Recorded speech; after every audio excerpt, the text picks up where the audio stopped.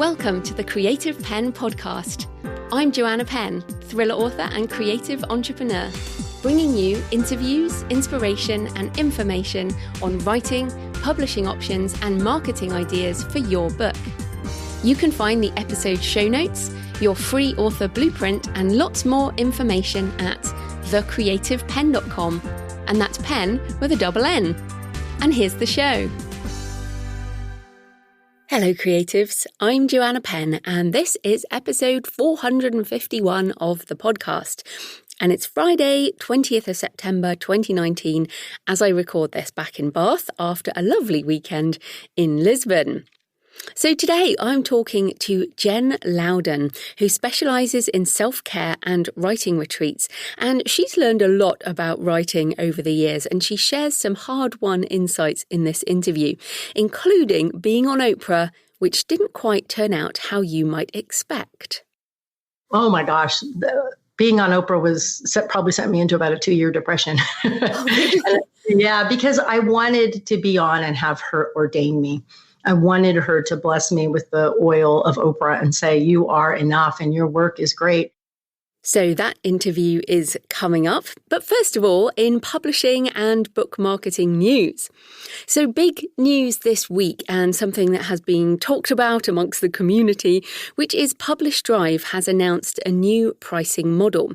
Now, at first, when I read the blog post and press release, I was quite shocked. Shocked was actually the word, because for the last decade of being an indie, the model of distribution has been it's free to publish and you pay a percentage of royalties to the distributor.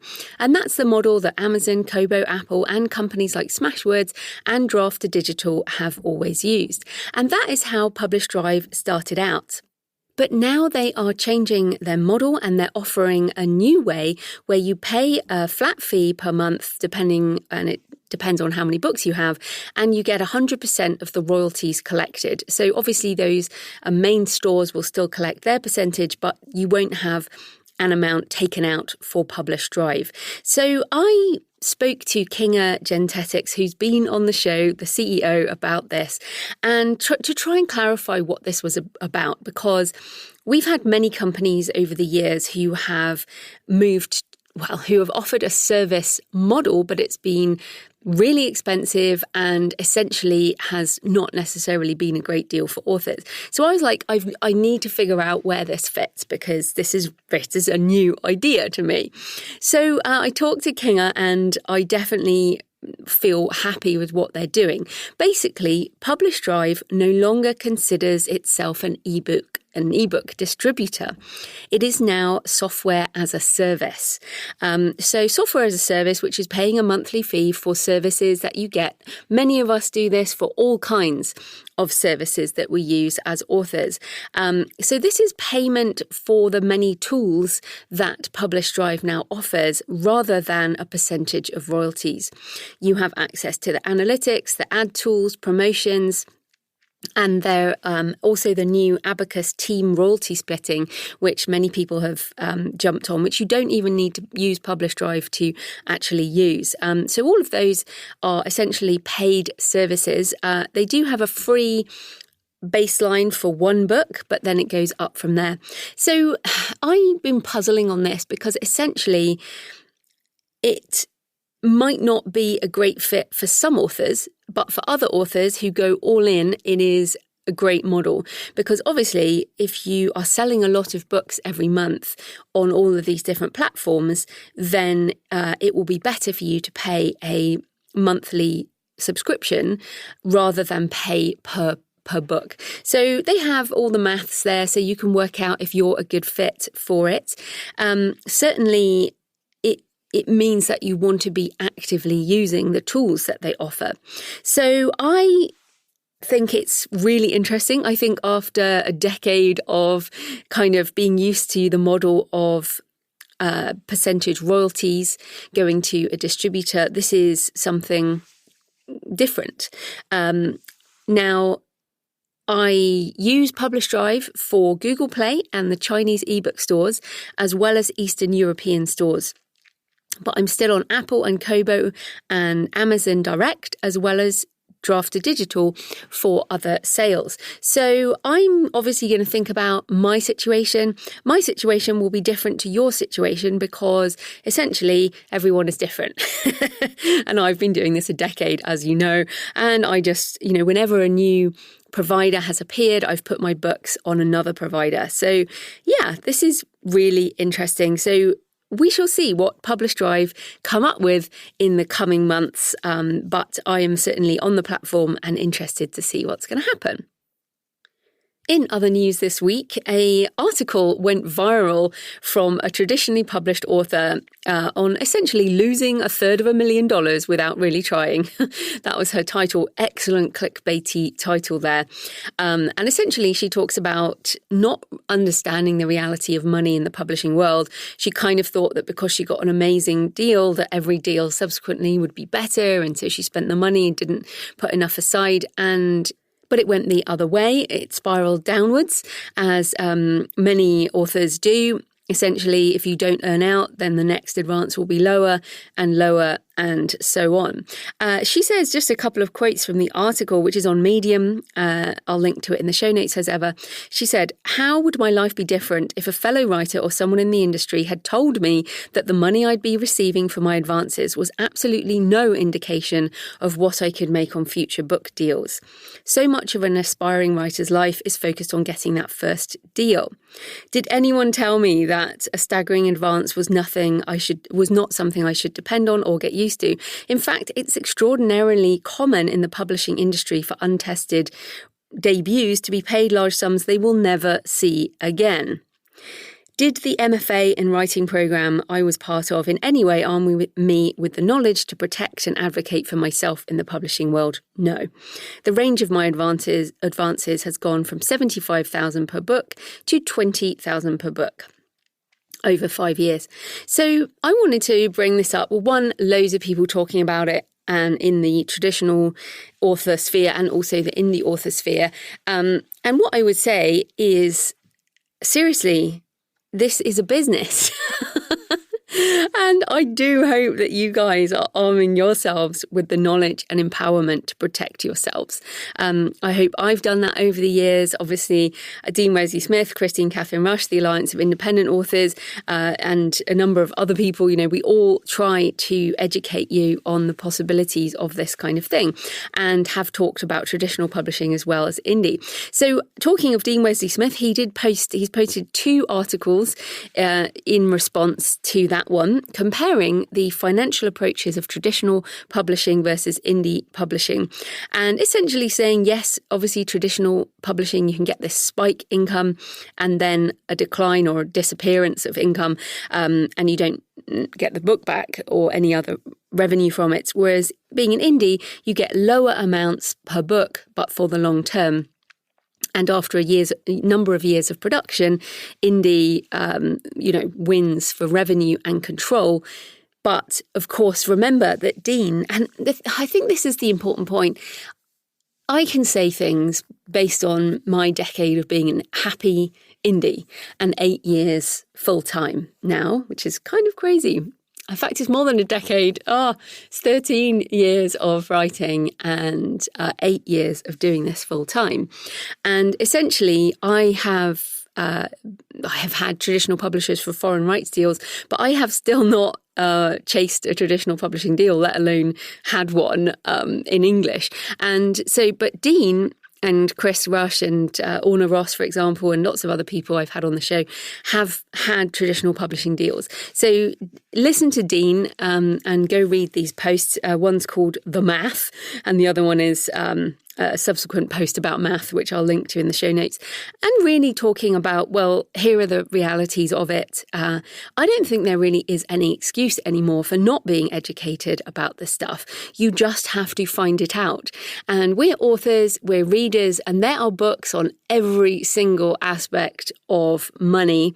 And she talks about, coming from what we would call working class family, where she wasn't educated about money. I wasn't educated about money either. And being Generation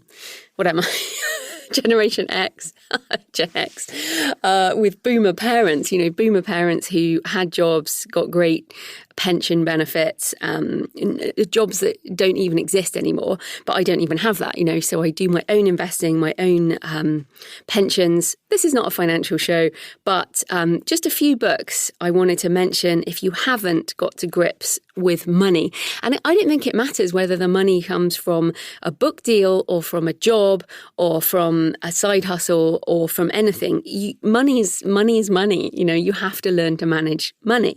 So I recommend, if you really are ground zero, I still recommend Rich Dad, Poor Dad. I think it's great. Changed my life back when I was about 24.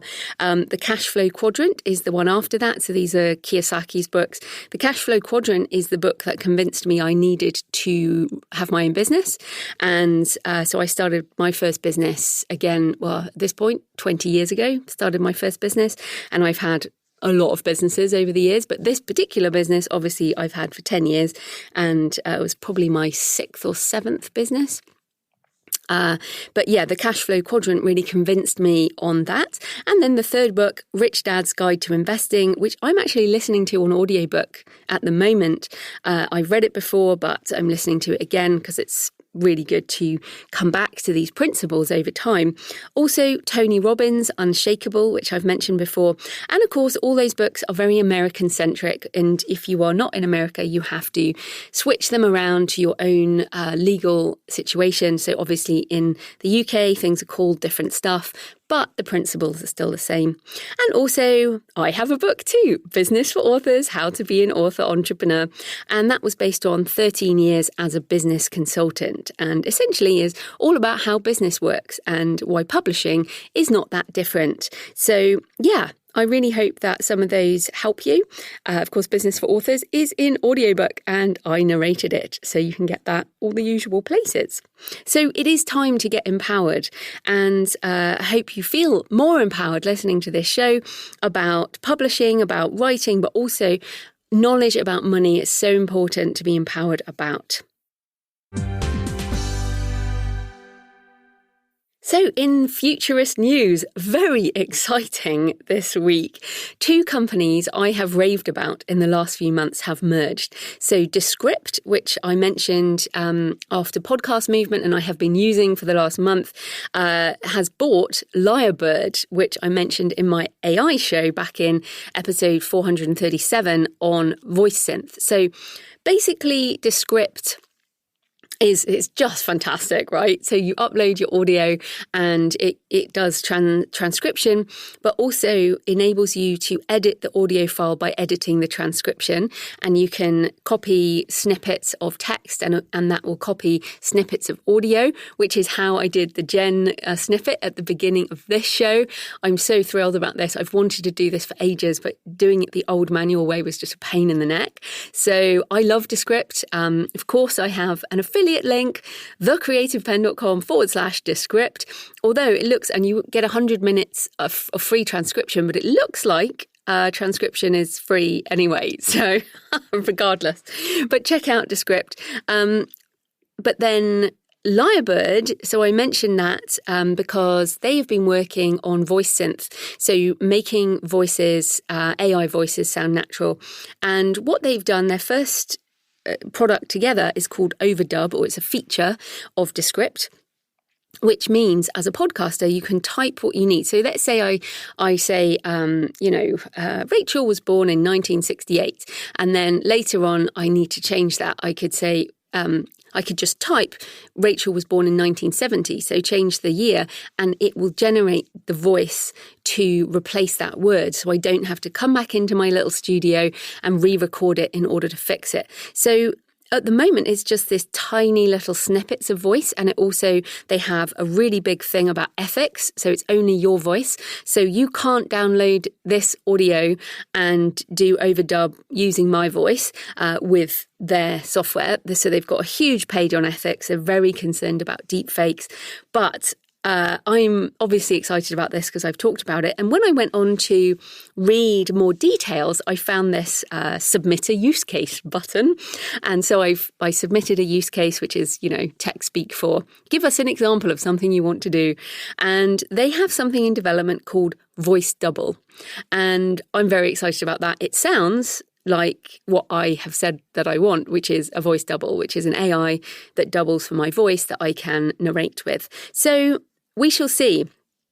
But they've just got some massive funding, and it's the guy behind Groupon who is behind Descript.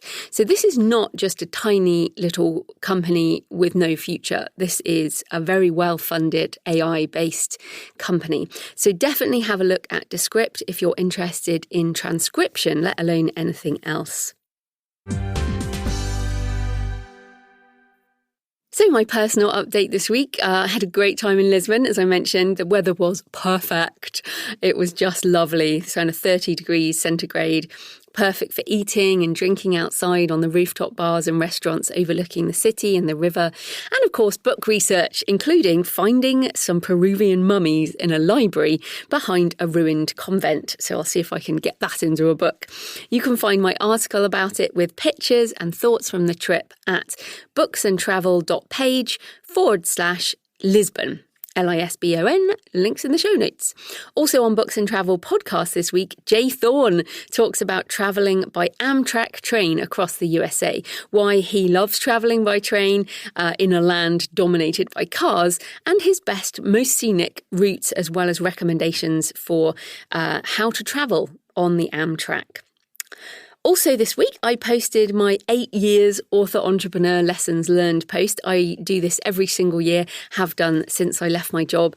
And you can find everything at thecreativepenn.com/timeline. You can find everything since 2008 when I started the blog. But this year, my main lesson was write, publish, repeat is not enough for me. It's time to fully embrace the multi-passionate creative career. And essentially, you've probably already, this if you've been hanging around the show for a while. I'm not someone who just wants to write books and put them on Amazon, and I know you can be a happy writer and make a great living by writing fast in the same genre, publishing quickly and focusing on Amazon sales, but it's not for me. And I've spent so long, reading The One Thing by Gary Keller and knowing thinking that I should focus more, that I should stop spreading myself too thin, that I should double down on one genre and own a niche. And I've tried to fit myself into this box. But this time last year in 2018, I just felt like things were stagnating. I was bored.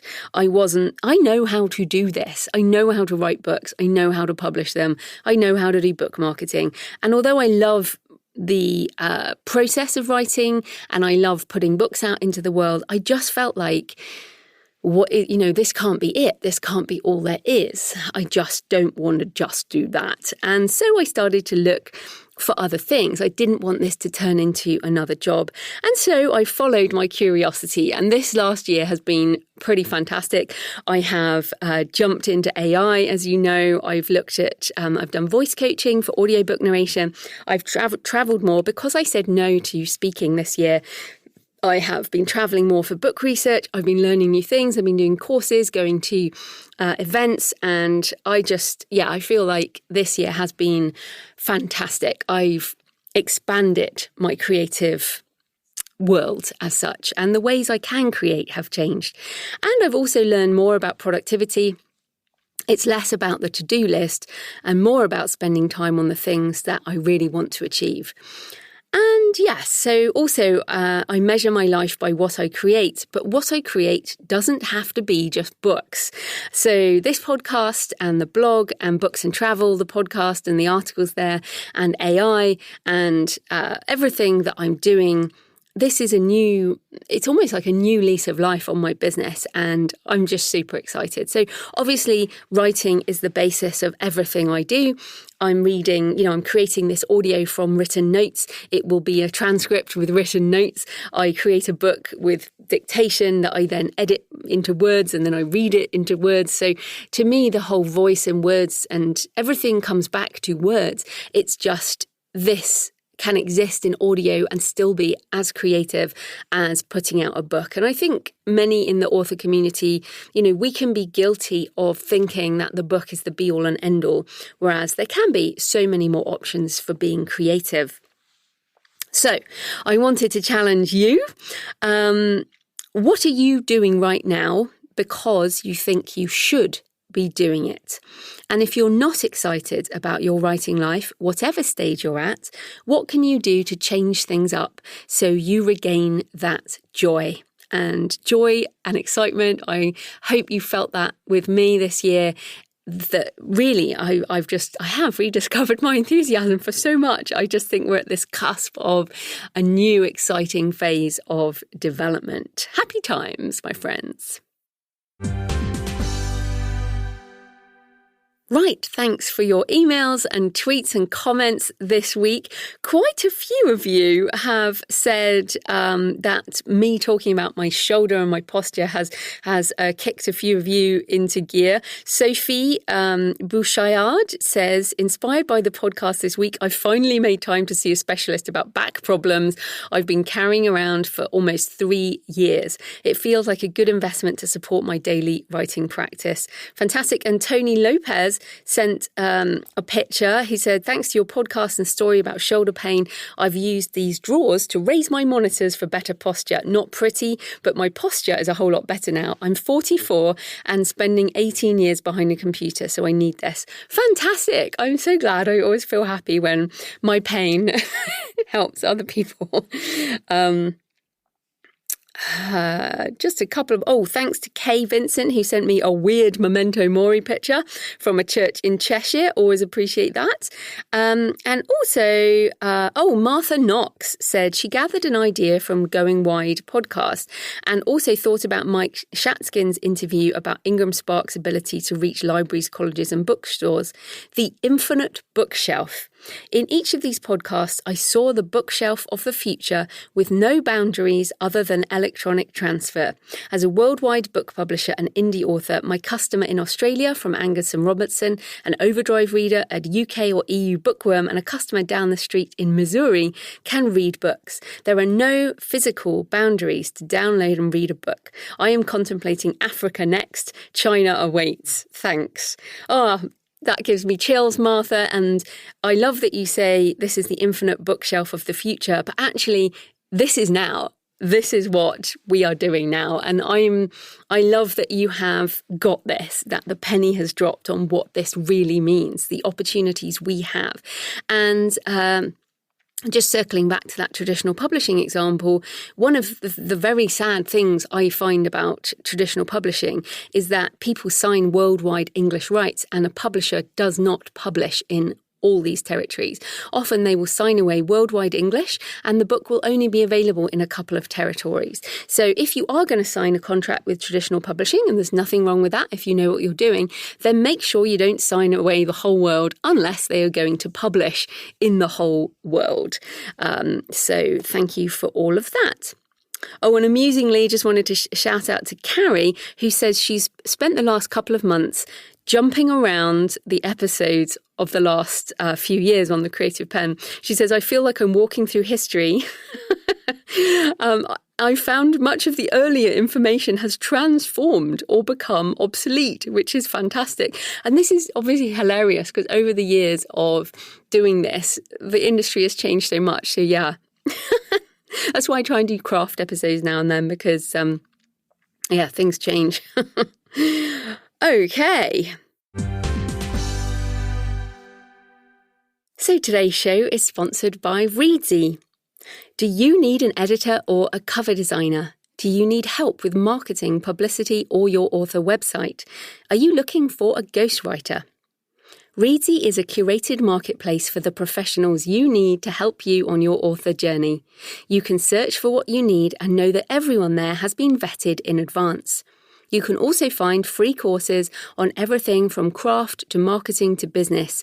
Plus, you can format your ebook for free with the Reedsy book editor and find lists of book review blogs, book promotion sites, and more. Go to thecreativepenn.com/Reedsy and check out the marketplace for curated professionals or the free courses and book formatting tools. That's thecreativepenn.com/Reedsy, Reedsy. So this type of corporate sponsorship pays for the hosting, transcription and editing, but my time in creating the show is sponsored by my wonderful patrons. Thanks to everyone supporting the show on Patreon, new and old supporters alike. Thanks to new patrons, John Bredesen, Carrie, Eric R. Taylor, Christine Shuck, Melissa Green and Lisbeth Meredith. I really do appreciate your support.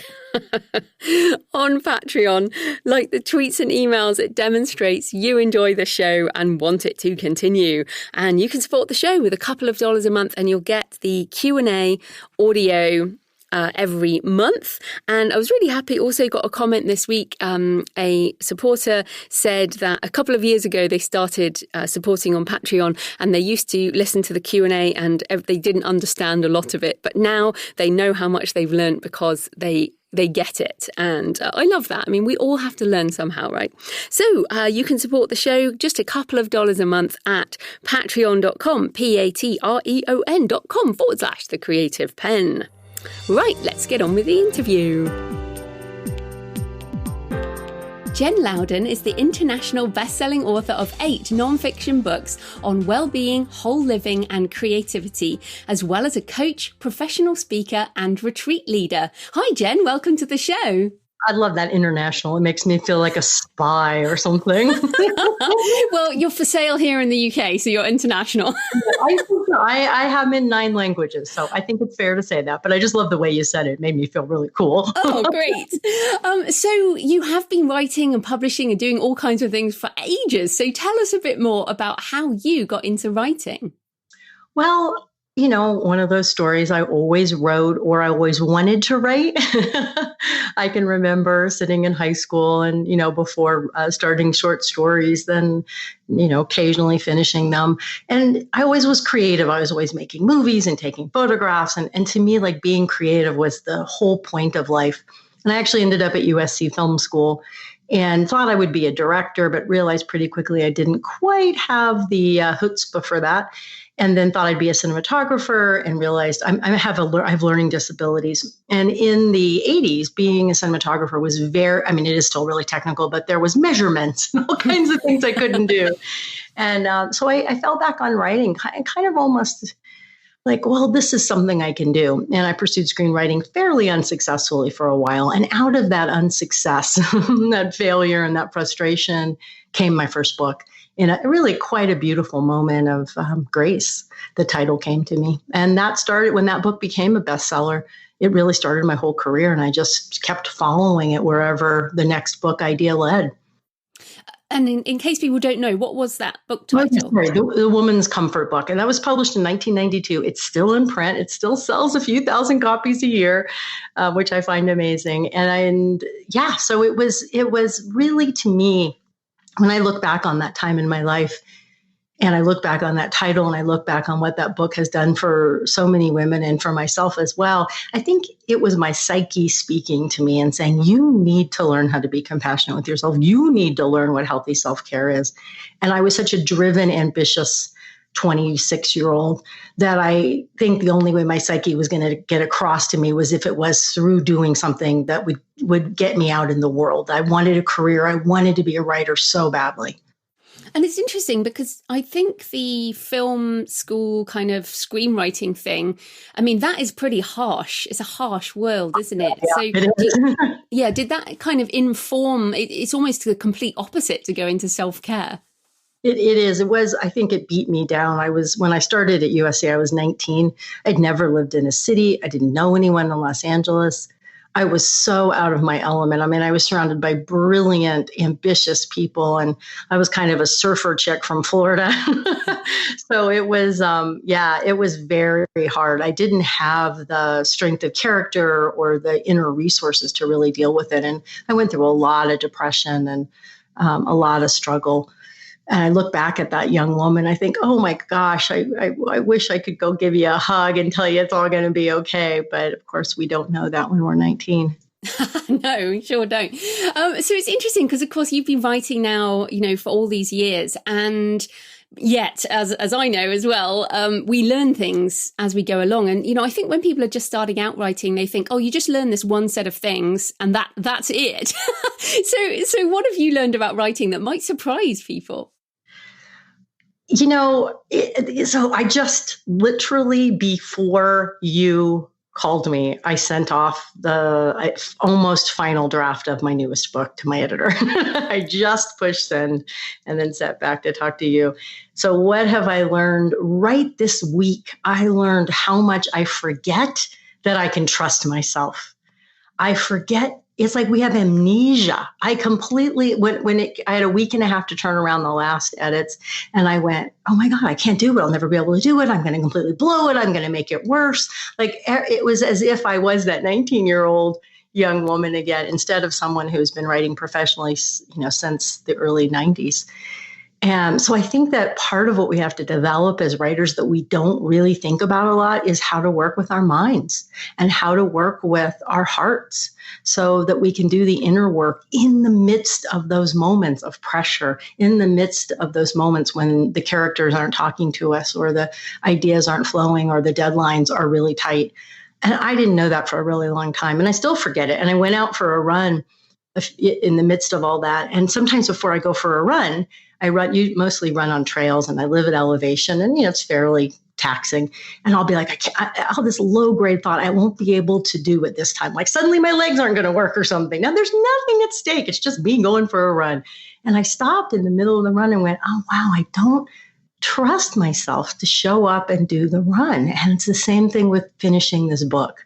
This last draft. I don't trust myself, and really activating that self-trust, which I teach so much of, but teacher, heal yourself. So I think working with our minds, that's, I think, something we don't talk about maybe enough. Yeah, that's true. And it's interesting with trust, because I totally agree with you. But if people are just starting out, how can they trust themselves? If somebody listening has no reason to trust themselves yet, they haven't proved to themselves any of their writing ability, how do they get past that? I think the first thing is you have to learn to, every single day that you show up on the page, to detach what you trust from what you create. Writing any kind of creative pursuit is completely, there's no standards. You and I could spend the rest of this podcast talking about our favorite books, and invariably I will have a book that I'm like, oh my God, this book is so, and you'll be like, you got to be kidding me. You liked that? Oh, that was trash. I couldn't even get through it. So we're working in a medium that has no standards, that has no there. If we put our self-trust, if we put our ability to show up over there, we're screwed. We have to put it where we know we can trust ourselves. Can I trust myself to stay in the chair for an hour without clicking away to the news? Can I trust myself to calm my breathing down and really imagine what that room looked like? Hear the characters. Can I go back in time to that moment in my life I'm writing my memoir about and remember that, make an inventory of smells and sights and sounds? Yes, I can trust myself to do that. We have to learn to put our attention not on the output. I mean, not that we don't want to be brilliant. Of course we do. That's never going to go away. But if we keep focusing on that, oh my gosh, it is so impossible, because what is brilliant? What is successful? What is enough? And it's interesting too, because you're a runner and you have a lovely picture on your website of you out for a run, and which is fantastic. And I always really respect runners, because I'm not a runner, and I know that there are a lot of barriers to people running, and I feel that this is the same with writing. So I wondered, since running is so much a part of your life, how does it relate to both your creativity and your self-care? Well, I think the most important thing is I'm a new runner. I have not quite been running for 4 years. I started running when I moved to Colorado at the ripe age of 52, and just completed and won third place in what they call a heavy half marathon from running from Aspen, which is about 7,900 feet, up to 10,000 and back down. Won a $75 gift certificate. All right, proud of that. I am so proud of that. Put my little ribbon on my bulletin board. So it's very new to me. And what it has taught me is I can do so much more.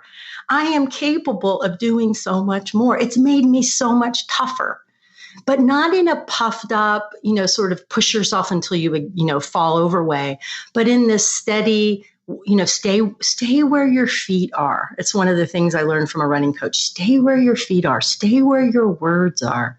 And it's taught me to be comfortable being uncomfortable. I'm running down that mountain in that Aspen half marathon, and it's hot suddenly, and it's an exposed hillside, and I'm looking down on this big giant airport filled with very rich people's private planes, which pisses me off because it's so bad for the planet to fly a private plane. And my knees are hurting. And I'm like, how can I be here with this and still find the pleasure in it, still find the interest and the joy? That is directly transferred to my writing. Yeah. And this is the thing I don't have an issue with, but I struggle with self-care as well, which is that, you need some discipline to get past that pain. Like you need some discipline to get to the page. And yet the word discipline to me is like boot camp and drill instructor, and it's not self-care. So how do we balance discipline? Like, come on, you have to do this, with looking after ourselves. I've tried to replace discipline with devotion. Can I find the love for my writing? And can I let that pull me forward instead of the sense of I have to do this or I'm a bad person? And I think the way self-care fits into that is that, to me, what self-care is a deep appreciation for me, exactly who I am, and a welcoming of all my experience and my feelings. Yesterday, I got a mean Facebook comment from someone. It doesn't happen to me very often at all. I think I'm so tough. I was so hurt.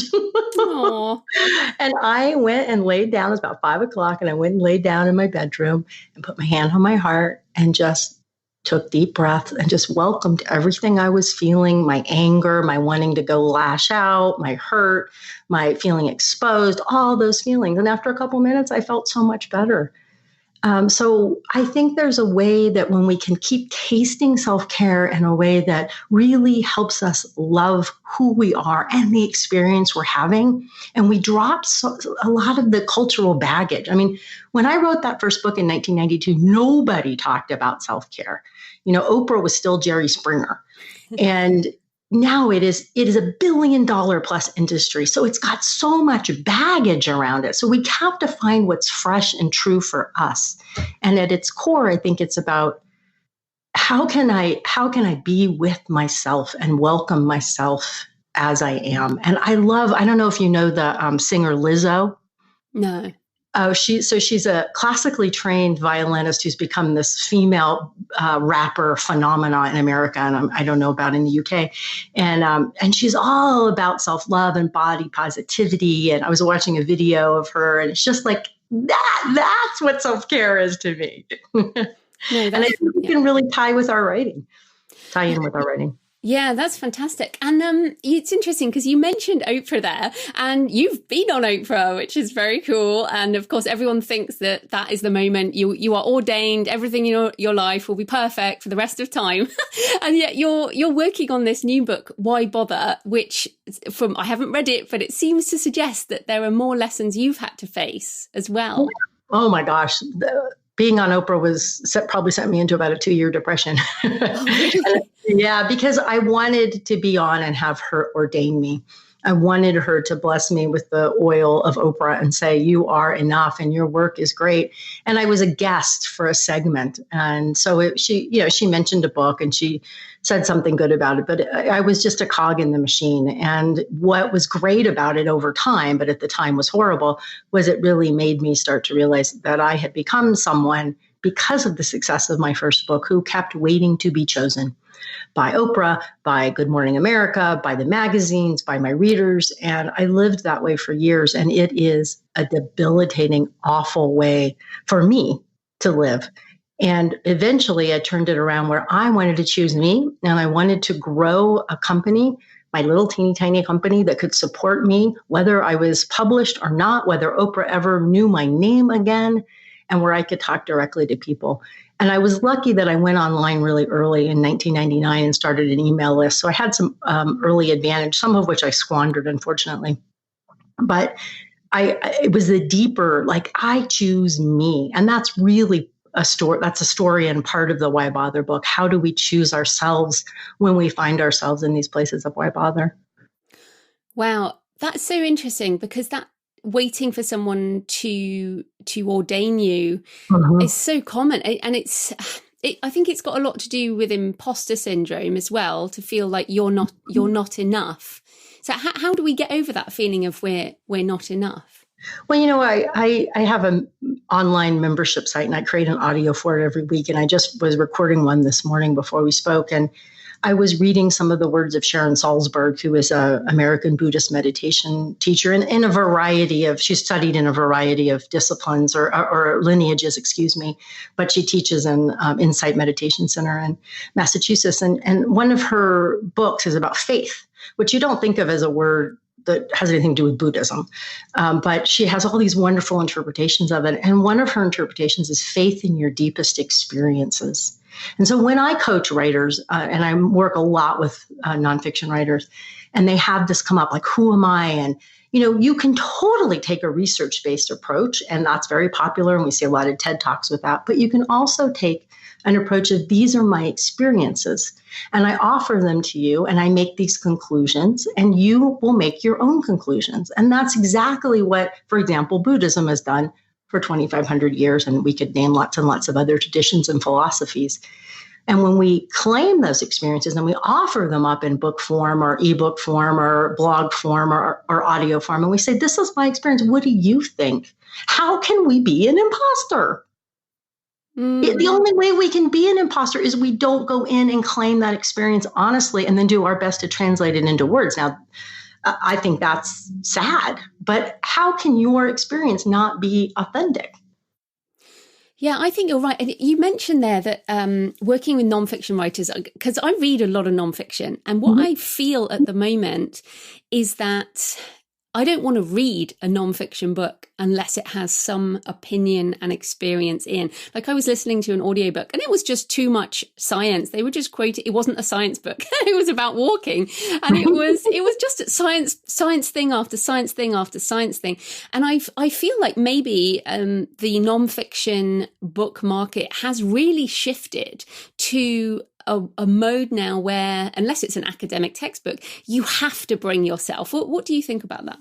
I totally agree. I'm bored out of my brain. I won't read those books. I'm like, I'm sorry, putting it down.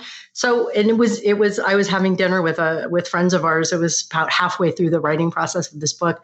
He's a professor up the road at CSU in political science. And he said, so, is this basically a story approach? He didn't mean it in a dismissive way, but he was basically asking, like, which way are you going? I said, totally. This is a story approach. This is my story of so many why bother moments in my life, including a very long, dark stretch about 10, 11 years ago. And then I have been teaching for all these years. So I have lots of stories of clients and students, and I'm bringing those in for other perspectives, not as proof, but like, if, from different perspectives, different lives, to say, hey, if you can't relate to me, you might be able to relate to this. And here's some conclusions. Here's some things to try. And that's what I've done with all of my books. And I think we're hungry for that. I completely agree with you. Yeah.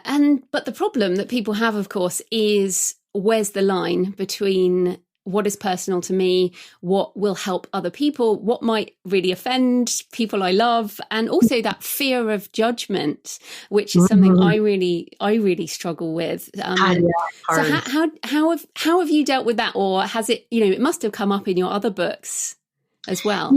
I think I have the kind of personality that doesn't really mind. I mean, I'm not an extrovert. I am an introvert, but I don't mind being seen. I don't mind sharing my story. I don't mind being vulnerable. I think for me, it is maybe because of some early experiences in my life and learning disabilities and such. I have claimed so much of what I would think of sort of the ugly, dented, hard parts of me that they feel very familiar and comfortable to me. So I don't have that struggle as much. But what I do say to my students or my clients when that comes up is think about the way you've been impacted by other people's vulnerable stories.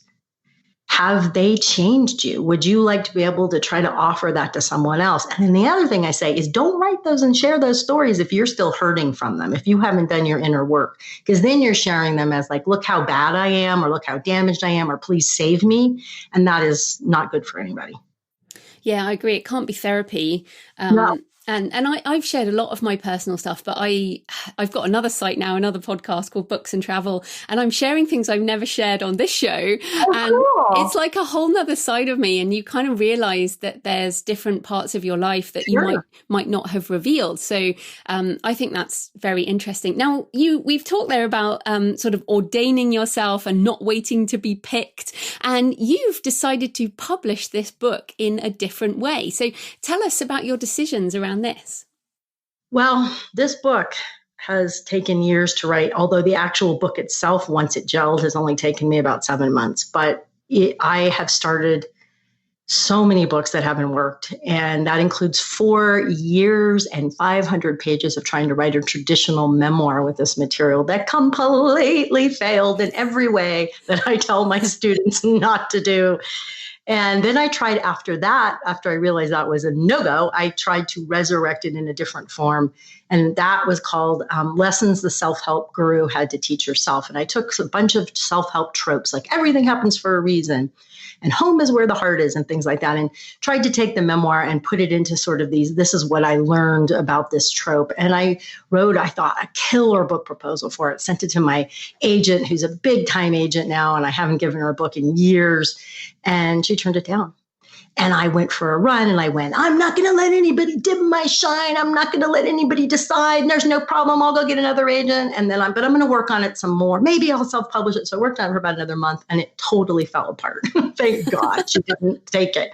And I just realized I was forcing it into an idea and a form, and it wasn't authentic. It wasn't real. And then I had a conversation with my friend, Janet Goldstein, who I've known since the very beginning of my publishing career. She was my first editor's boss.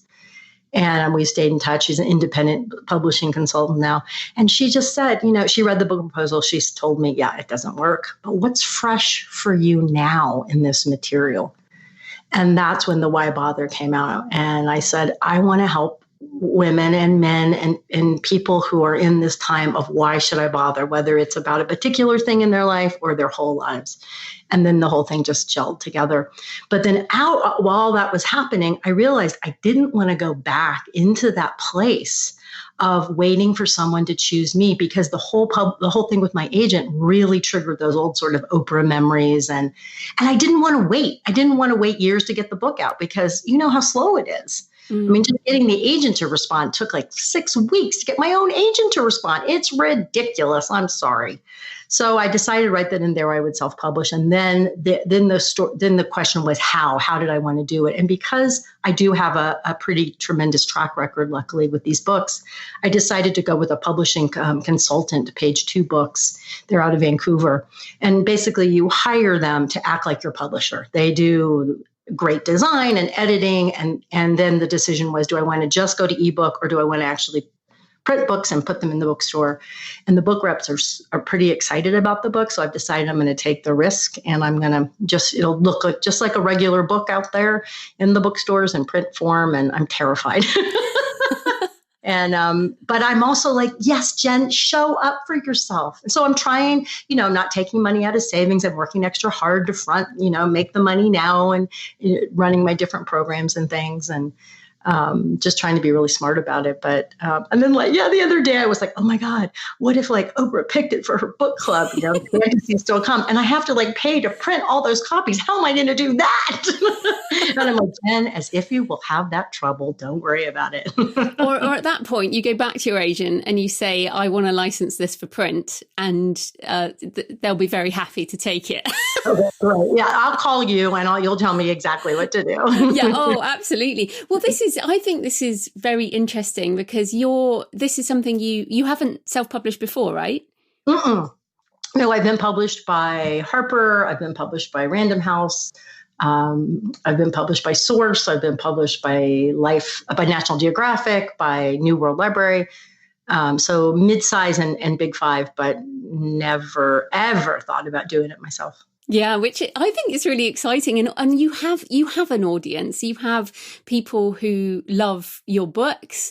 You have people who love your retreats, which we're going to talk about in a minute. But I wondered, so you're not putting it out for a while. So you're not, as we speak, if once it's ready, you're not just going to upload it and then that's it. So what are some of the things that you're going to do in terms of marketing the book?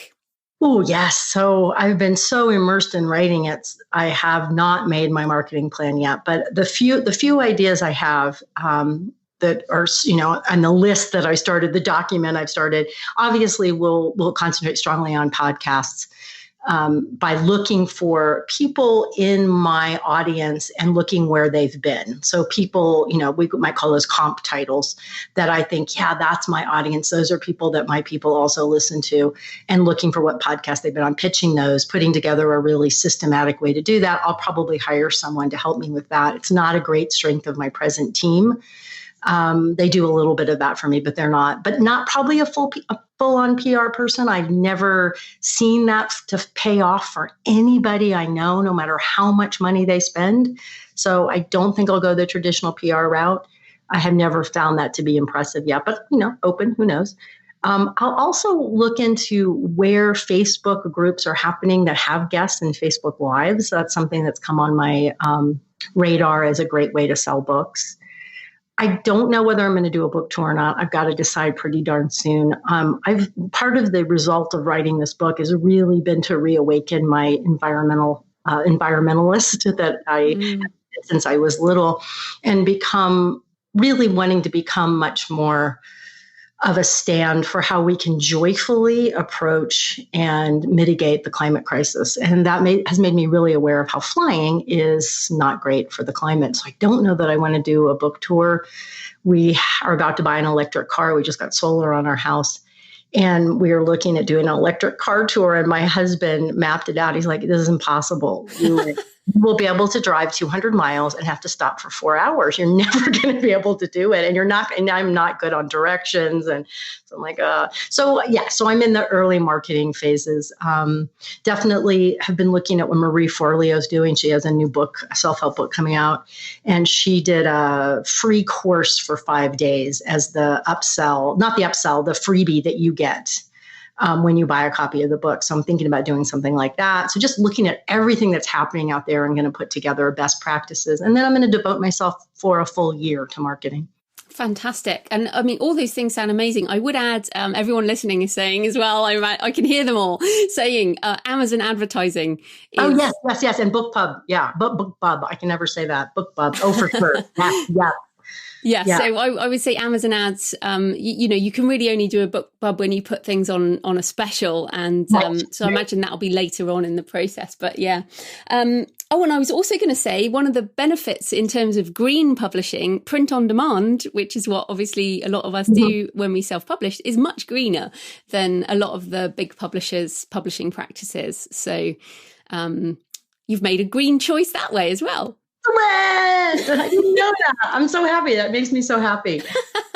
Fantastic. Okay, so I mentioned retreats there, and this is one of the big things that you are pretty famous for, I think. I've heard you on different podcasts talk about your retreats. I've never been on one, but they sound amazing. So what are the benefits of retreats? And, what have you learned about, what works for writers on retreats? Yeah, it's so funny. I will say that I'm very, very good at creating these spaces and leading them. And I have had women coming back, not every year, but for 17 years on and off, the last Wow. few years. Yeah. So they've watched me grow. And I'm always like, what a weird skill I've developed. Why couldn't I have gotten good at like banking or something that makes a lot of money? But well, we all have our things. And so I think the most important thing for me in the retreats that I create is a sense of containment, so that people really feel like they can let go of all the different thoughts and distractions and fears that pull at them and really settle in to a place of listening to their stories or their ideas. I think that's the most important thing. And then I keep layering that and kind of holding them there. And that is amazing. And then the other thing I think, which I'm amazed at, because as I've said, I'm an introvert, is the community. The women who are drawn to these retreats and the way that I set it up so it's safe. And there's some very, intentional ways that they talk to each other and when we're all together really allows them to feel seen. And I think when they feel seen and their words are heard by other women without any commenting and any advice, it helps them take their own words on the page more seriously. Yeah.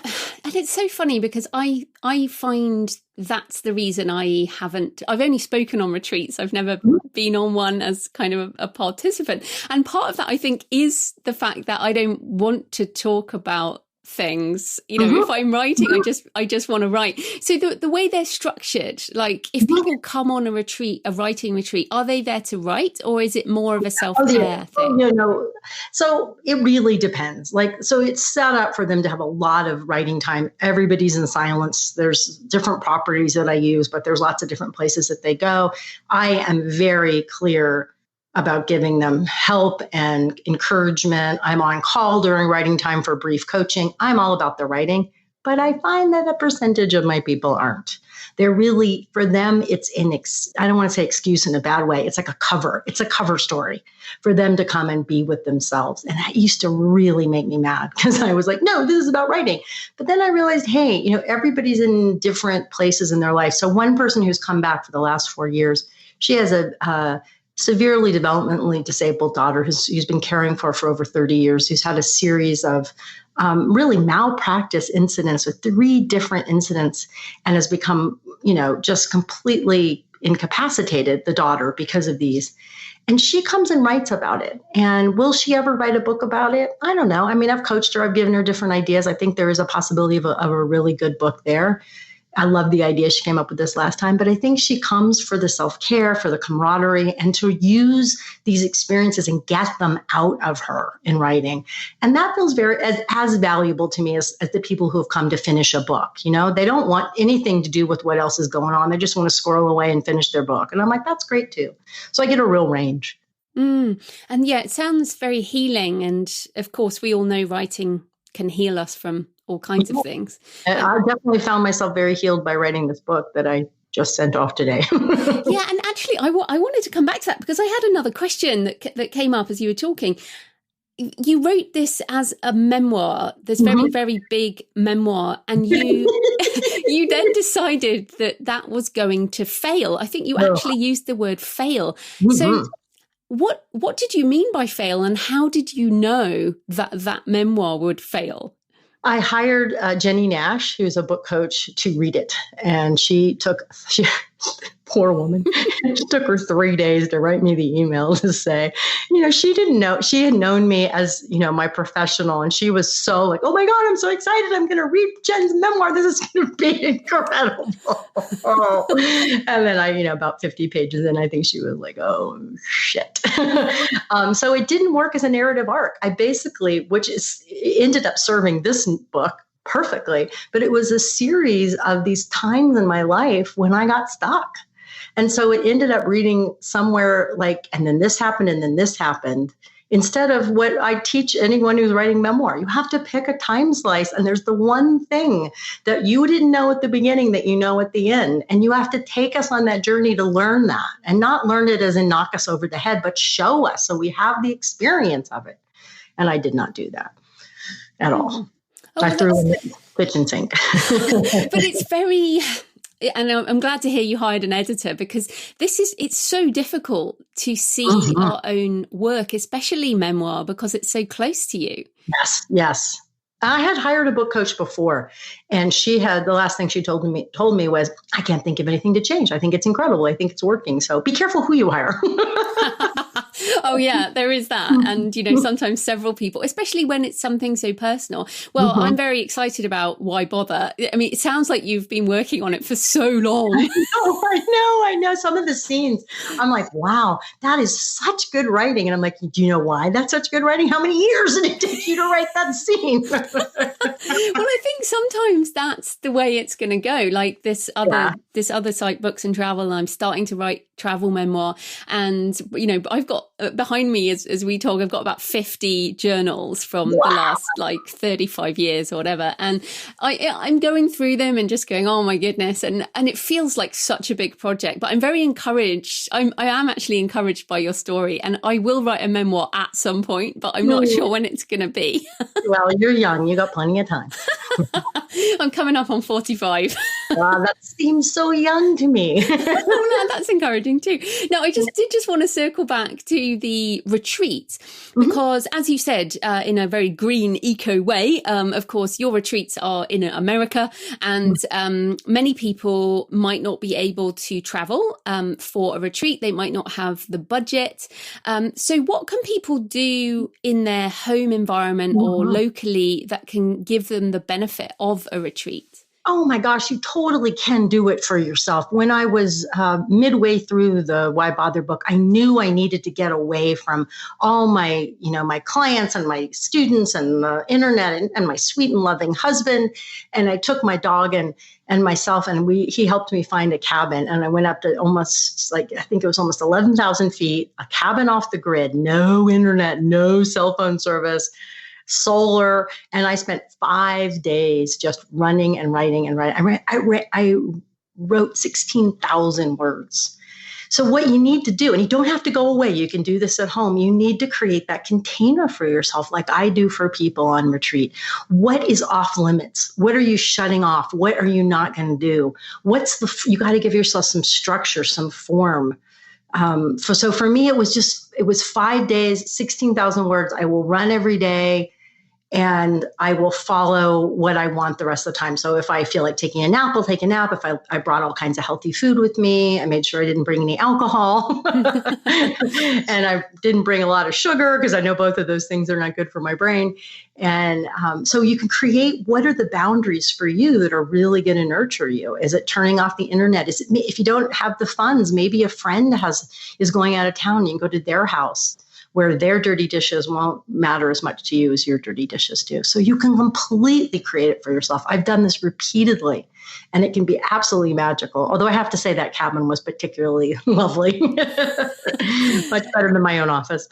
Yeah, well, and it's funny you say that. I mean, even just today, I went to a local cafe, and I can't do creative work here where I'm talking to you. This is my office. This is where I do businessy things and marketingy things and podcasting. But my creative work, I have to do it somewhere else. So I think even if people are in their own home, even just moving rooms might kind of change things a bit.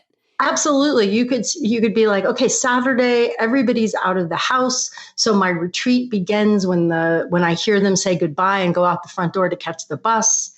And I ask my family to help me get the house cleaned up Friday night. And then I'm going to be in, let's say you have a guest room or the living room. I'm going to buy myself flowers. When they leave the door, I unplug. When they leave out the door, I unplug the internet. You give yourself like, yes, this is my opening. This is my beginning. My retreat begins. And then what's the structure? I'm going to make sure I write this many words. I'm going to copy these sentences from books that I love. I'm going to cover the walls with Post-it notes for my narrative arc.